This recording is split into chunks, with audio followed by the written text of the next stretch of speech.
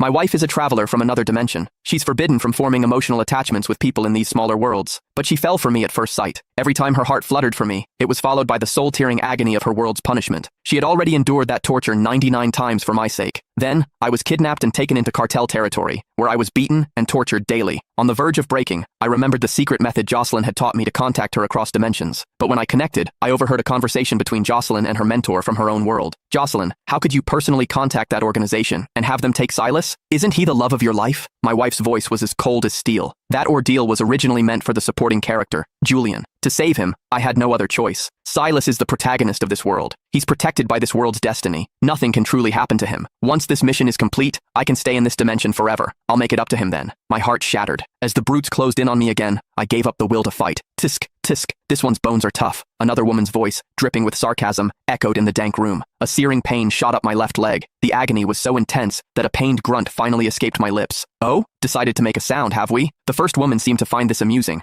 I forced my eyes open. The woman leaning over me was caked in garish makeup, her face twisted with a sick excitement. She brandished a red-hot iron rod in front of my face, then shoved it violently into my chest. Ah! I screamed. It felt like my insides were boiling, the burning sensation spreading through every nerve in my body. That's more like it. It's no fun if you don't scream, the woman cackled, satisfied. She then pressed the rod against the other side of my chest. I clenched my jaw, fighting to stay silent. I knew the more I struggled, the more they enjoyed it. All I could do was endure, praying for it to end. They'd already severed the tendons in my wrists and ankles. I was nothing but a broken toy for them to abuse. Which number is this? Have we used 8 different instruments yet? It was Jocelyn's voice, clear and crisp as always, coming through the connection. This is the 7th. Does it really have to be so exact? Her mentor asked, a hint of pity in her tone. You know Silas was the one who saved you back then. Why are you so determined to repay this debt to Julian? My eyelashes trembled. During that landslide years ago, I was the one who clawed through the rubble to dig her out. I carried her to safety before collapsing from exhaustion. When I woke up, she insisted that Julian was her savior. No matter how I tried to explain, she wouldn't believe me. It turns out, it wasn't that she didn't believe me. She was doing it on purpose. Marrying Silas already betrayed Julian's devotion to me. I don't want him to suffer through this too, Jocelyn said. If a man goes through something like this, his life is ruined. Jocelyn sighed, her voice filled with a hollow guilt. Lying on the filthy plank of wood, I laughed until tears streamed down my face. She knew this would ruin a man's life, yet she was still so heartless. She claimed to love me, but she was the one who pushed me into this hell. Did her betrayal not count? A sharp pain erupted in my abdomen. I gasped for air, but all that came out was blood. One of the men across the room yelled in panic. What's wrong with him? Is he dying? Her mentor's voice grew tense. Jocelyn, Silas is fading.